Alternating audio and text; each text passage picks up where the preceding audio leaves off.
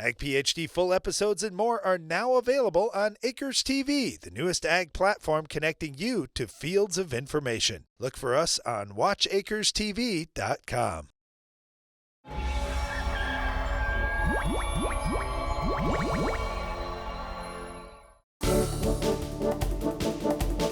In our Farm Basics today, we're going to talk about a big word that actually has a lot of importance out in fields. It's something called allelopathy.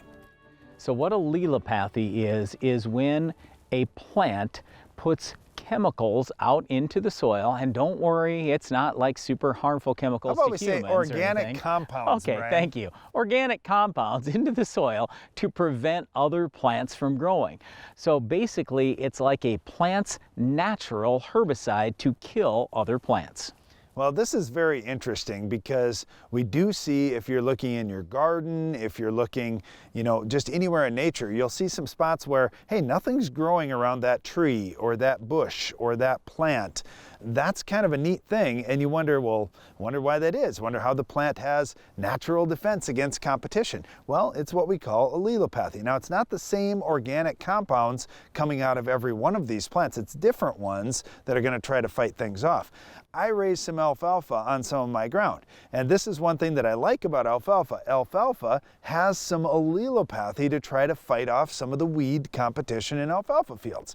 The problem with it is, if I ever have a little bit of winter kill in a spot in my alfalfa field and I think, I'd love to seed a little more alfalfa in there to fill that spot in, I can't get it to grow because the existing alfalfa is putting out these organic compounds and it stops new seeds from growing. So allelopathy can be a nice thing, but it can also be a little frustrating too. So many years ago, there was a Syngenta researcher that had a callistemone tree and noticed, for some reason the grass is growing fine, but there are no weeds, no broadleaf weeds around this tree. So they identified inside this tree there was something.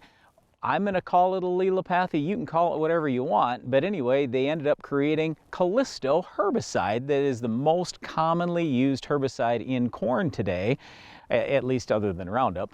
And it's a great broadleaf killer. So many times we say, hey, what is in that plant that's killing the other plants? Well, now maybe we can isolate that. Now we've taken a natural product. That's a lot of fun. One practice that's really literally growing across the United States has been the use of cover crops. But here's something that I want to caution you on if you're growing a cover crop. So basically after harvest, farmers seed something else to protect the soil. Potentially they could use it for a purpose, but if they're protecting the soil with this crop, you think, well, that's great. They got something growing in the field until they plant their next cash crop.